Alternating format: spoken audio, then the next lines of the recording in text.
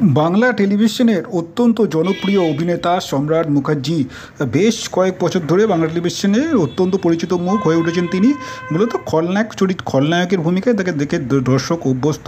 কিন্তু গতকাল অর্থাৎ সোমবার মাঝরাতে মদ্যপ অবস্থায় বেপরোয়া গতিতে গাড়ি চালিয়ে তিনি গ্রেপ্তার হয়েছেন এমনটাই শোনা গিয়েছে।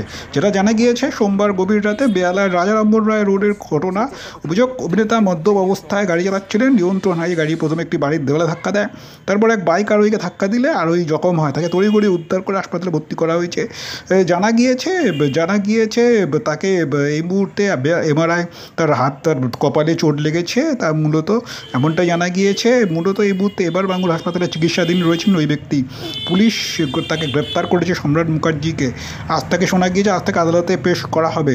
মূলত যেটা জানা গিয়ে এই মুহূর্তে সান বাংলা ধারাবাহিক আকাশ কুসুমে তাকে রক্তিমের চরিত্রে তাকে দর্শক দেখছেন। সম্রাটের স্ত্রী ময়না মুখার্জিও একজন টলিপাড়ার অত্যন্ত পরিচিত অভিনেত্রী।